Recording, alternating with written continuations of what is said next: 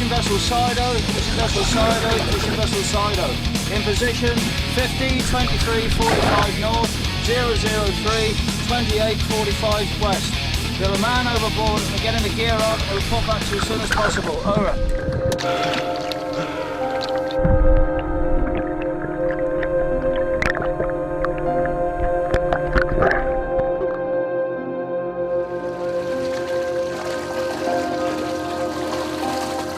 Is there any sign of them there? Nothing.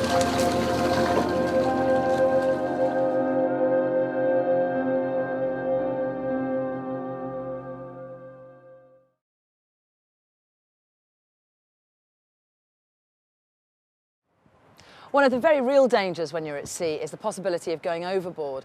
Now, we all like to think that it won't happen to us, but the fact is it does happen, and often. One of the biggest dangers of going overboard is the immediate effects to the body of hitting the water. It's called cold water shock, and it's by far the biggest cause of death in marine accidents. It doesn't matter how strong, fit, thin, fat, old or young you are, it could well happen to you. In this programme, we're going to look at how the body reacts to sudden immersion in cold water, how to improve your chances of surviving, and how to respond if you or one of your crewmates does go over the side. If you've never fallen overboard before, then it's hard to imagine the effects that cold water has on the body, so that's what we're going to look at first. We're here on HMS Belfast, now permanently moored on the Thames. With me is Mike Tipton. He is a world expert on cold water survival and the effects of cold water on the human body. Mike oversaw an experiment for us at the University of Portsmouth, which will help demonstrate what happens to your body when you go overboard. The Royal Marines lent us this chap for the day. He's called Luke, and as you can see, he's as fit as a flea. During his 6 years in the Marines, Luke has spent time in the Arctic and has done this exercise twice. So if anyone has experience of operating in cold water, it's him. Mike and his team covered Luke in sensors, dressed him in waterproofs, and then immersed him in this tank of cold water. The water in the tank is kept at a constant temperature of 12 degrees centigrade, which is the average sea temperature around Britain. Mike, what exactly happens to the body as soon as it's immersed in water of this temperature? Well, the cold water very quickly makes the skin temperature drop, and you get some dramatic responses. Your heart rate shoots up, blood pressure shoots up, but most important of all, you lose control of your breathing. You start to hyperventilate or overbreathe, and you can't hold your breath anymore. So normally you can hold your breath for about a minute in air. That drops down to just a few seconds when you hit cold water. So the dangers of drowning are increasing by the minute? Absolutely, because you've only got to take about 2 to 3 pints of water in the lung. That's about a third of a normal breath in, and you've passed the lethal volume for drowning. So that's immediate. What happens next? Well, if you survive that phase, and sadly many don't, you then go on to the next phase, short-term phase, where your nerves and muscles, particularly in the arms and legs, start to cool, and you lose the ability to do things like swim, to help yourself, to open a flare, to do all those kinds of emergency actions that you need to do to ensure your survival. Now we can see here that Luke is trying to swim, but it's not working. Well, that's because the water now is cooling his nerves and muscles in his arms and legs. And what happens there is you get weaker.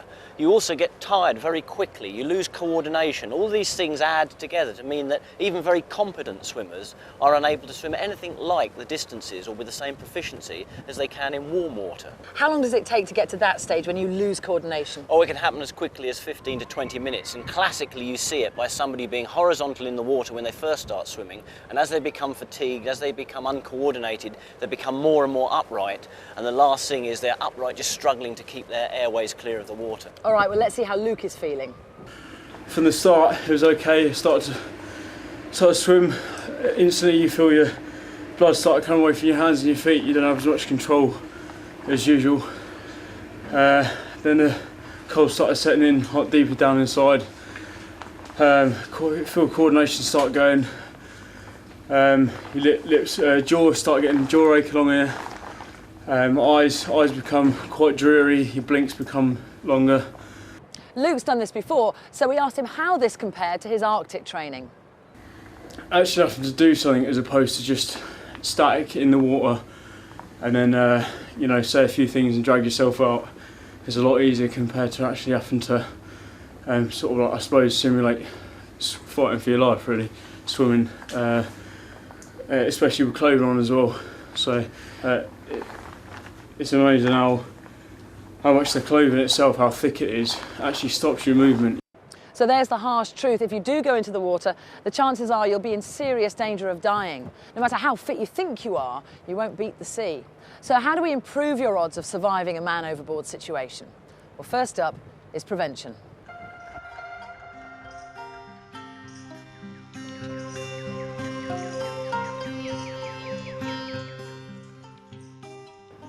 It's good seamanship to look out for trip hazards on deck at all times. It will almost certainly be part of your daily routine to clear up as you go and make everyone aware of potential hazards when you're working. But it does no harm to remind you that gear, clothing, even litter can be very dangerous in certain circumstances. If you trip on something in the street, the worst that's going to happen is a twist or a sprain. At sea, it could send you overboard, so take it seriously. Fishermen face additional risks. When you're working on deck, be aware of the danger of getting caught up in the gear, particularly when you're shooting. If you're dragged over the side, you could easily be pulled under the water before anyone even notices that you've gone. Now, a lot of what we're talking about in this programme is stating the obvious, but little reminders do no harm. And that brings us onto the most important factor in your survival, your life jacket.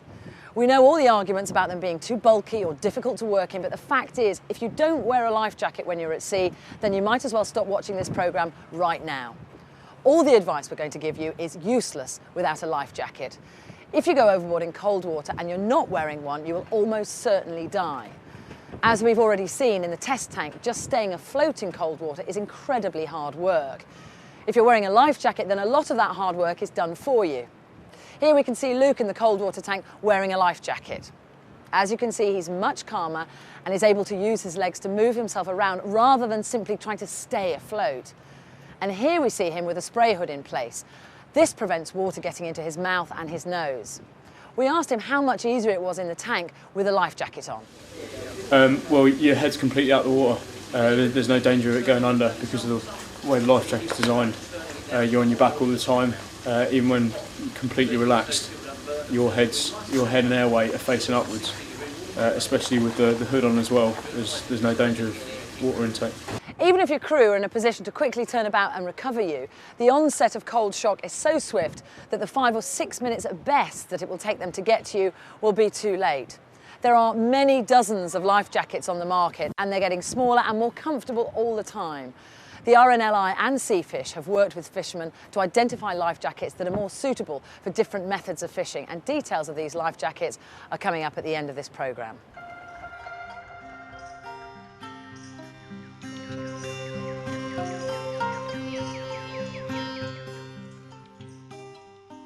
Let's assume the worst. You've fallen overboard, but you're wearing a life jacket, Mike.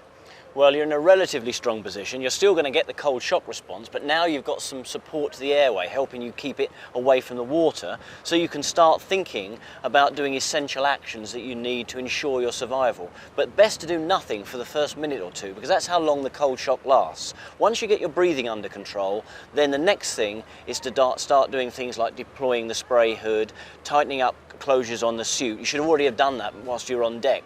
But if you haven't, just making yourself as secure, watertight and comfortable as possible. Not swimming. Don't swim, stay still. As soon as you start swimming, you'll start moving water around under your clothing and it accelerates the rate at which you cool. So it has the opposite effect. It doesn't keep you warmer for longer. People think that because you get warm when you exercise in air, you do in water also. You don't. The absolute opposite happens. So stay as still as you can, put your arms around your torso, and if you have to exercise to get into a better position, i.e. get to a bit of driftwood or help climb out of the water, then try and do leg-only exercise. What about clothing? Should you remove pieces of clothing? No, again, that's another fallacy. The best thing to do is just to keep the clothing on. Even a small amount of clothing can trap some air and help with the buoyancy and with your insulation and just mean you cool slightly slower. You've already mentioned it, loose bits, ties, that should have all been taken care of on deck. Should you try and do that when you're in the water if you have still got loose bits hanging around? Yes, you can do. I mean, ideally, as soon as you're on deck, all of the closures on a suit or on foul weather gear should be closed and as tight as possible, because that's going to help you when you go into the water, help trap some air for buoyancy. If you haven't done that, then obviously your cold shock response is going to be worse when you go into the water. But if you can then manage to just secure cuffs and just secure neck seals and things like that, it means that you're going to cool more slowly because there'll be less water flushing through your clothing. Let's move this on. It's a bad situation because you've hit the water. It's made worse by the fact that you're not wearing a life jacket. Then what do you do? Well, if you're not wearing a life jacket, really it's down to luck. You may well trap some air in your clothing as you go under the water or into the water. Now, if you move about too much, you'll lose that buoyancy. Now you'll have to swim to keep the airway clear of the water. And that's going to make you colder. That's going to make you colder. It means you're going to cool more quickly, you're going to fatigue, you're going to get into all those situations that we saw Luke in. In fact, you're probably 6 times more likely to die in this scenario now without a life jacket than you were when you had one. Now, with luck, your crew will see you, 5, 10, 15 minutes they'll be coming back towards you, and there's no point then in starting waving at them. All that's going to do is any air that's trapped in your clothing is going to be lost, you're just going to get tired more quickly. Just stay still and let them effect a rescue. If for some reason a life raft has been deployed and is unmanned, then you have to get yourself into it. You should know how to do this, and it's demonstrated in detail in another RNLI video, Survive. But to recap, find the boarding ladder at the entrance of the life raft. Grab the handholds, put one foot on a step and pull yourself upwards, head first into the raft. This is difficult at the best of times, but after even a short time in cold water, it's harder still. You'll find it difficult to grab. So if necessary, twist the rungs of the ladder around your hands to get some purchase. It'll be hard work, but it's vital that you get out of the water. Once you're in, you'll find a survival kit in the life raft, which may contain a thermal protective aid. This is pretty much like a sleeping bag, and you should get into it with your clothes on. You'll soon start to warm up. Watch the Survive video to see what to do next if rescue isn't imminent. So Mike, you're in the water and it doesn't look as if anyone's coming for you. What then? Well, we're now really only talking about people with life jackets. The vast majority of those that die in those initial and short-term phases. They've finished. The ones that get on to this phase, the sort of long-term phase, are almost inevitably those with life jackets. So now you've got your life jacket, you've secured all your sills, you've deployed your spray hood, so you're now in a pretty good shape for long-term survival. Now the important thing about the spray hood is that as you stay in the water for longer and longer, slowly you'll become unconscious. As you become unconscious, you'll be unable to keep your back to the waves to protect the airway, and it's at that point that you would drown if you didn't have a spray hood. So even as you're lying there unconscious, that's what's preventing you from drowning? As soon as you become unconscious, you'll turn to face the oncoming waves because your legs act like a sea anchor, and that wave splash onto the face can cause drowning. So the spray hood means that your survival time is increased. You don't drown at that point, you stay alive to the point where you will eventually die if not rescued from hypothermia. How long realistically can you survive in these conditions? Depends on what you've equipped yourself with. If you've got a good dry suit and it's all the openings have been secured and you're wearing lots of insulation underneath, and say we're in 12-degree water, then with a life jacket you'd be looking at up to 10 hours and beyond. Now, if you're just wearing a t-shirt and jeans and a foul weather overall, obviously no life jacket, minutes. With a life jacket, then you'll be maybe an hour or 2.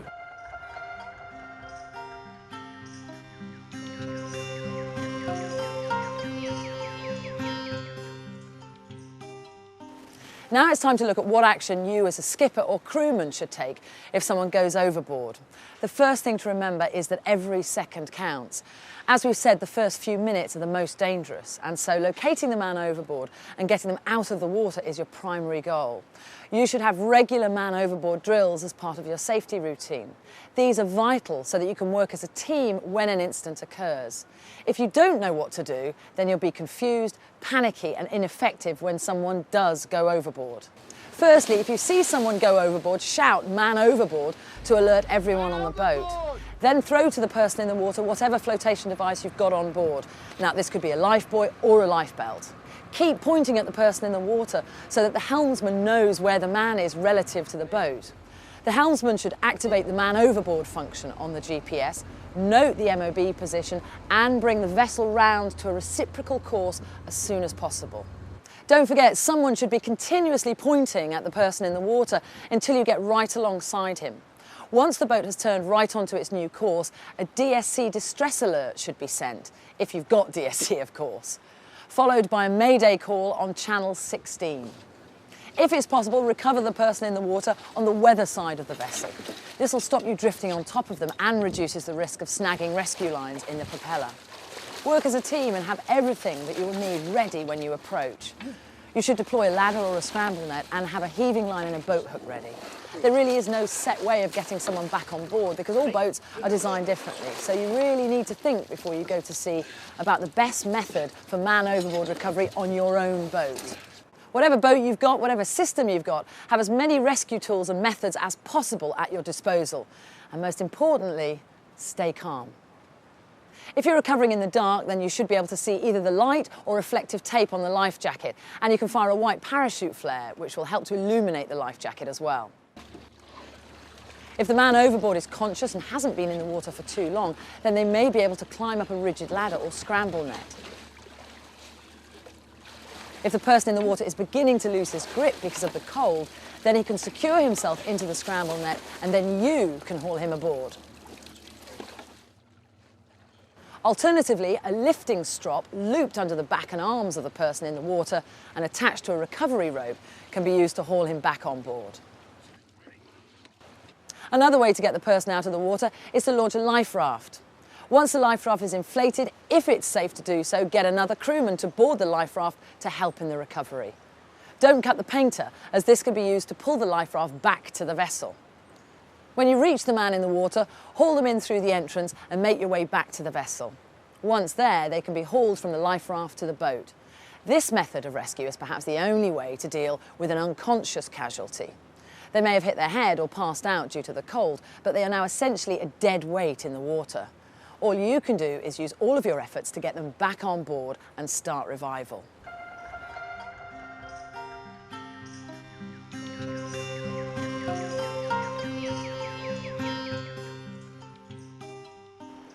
Once the immersion victim is back on board, there's still a lot of work to be done. The victim remains at risk.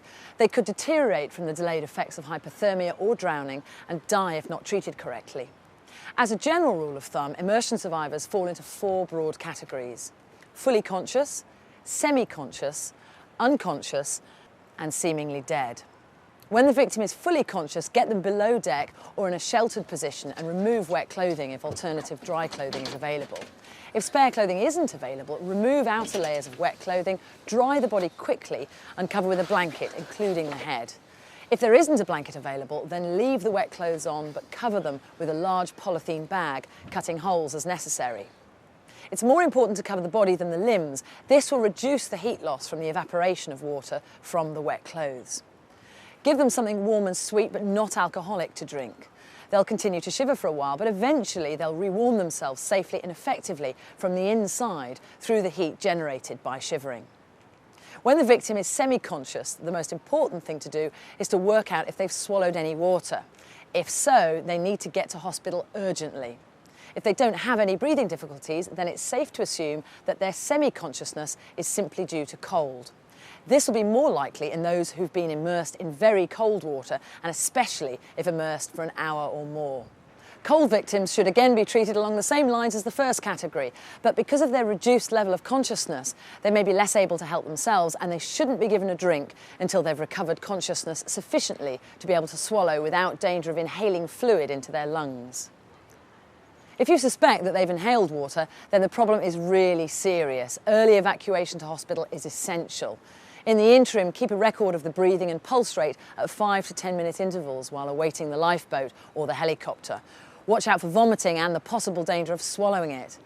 If they're continuing to experience breathing difficulties, sit them up or place them in a position that gives them most relief and that helps reduce the breathing rate. Meanwhile, wrap them in a blanket or polythene bag to reduce further heat loss. If the victim is unconscious, they're likely to be suffering from severe hypothermia, especially if they've been immersed for some time. It's quite likely that as they're unconscious, they may also have inhaled water unless they're wearing a life jacket and the sea is fairly calm. All unconscious casualties should be treated following the most up-to-date method of resuscitation. While it's vital to insulate the body using blankets, plastic bags and so on, don't attempt to actively rewarm the body with heaters or hot showers. Leave the active rewarming to the hospital to do in a better controlled environment. Should cardiac arrest occur while awaiting the lifeboat or helicopter, commence cardiac massage. Finally, if the victim is seemingly dead, there's little that can be done at sea other than go through the standard first aid procedures.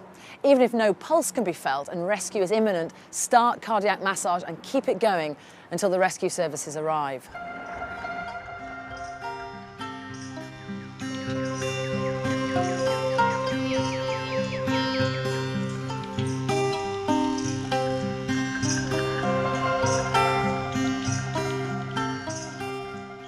For anyone who goes to sea, falling overboard is an ever-present danger. It doesn't matter how experienced you are, it can happen to anyone and at any time. So how prepared you are and how you react if you fall in could make the difference between life and death, maybe even your life and death.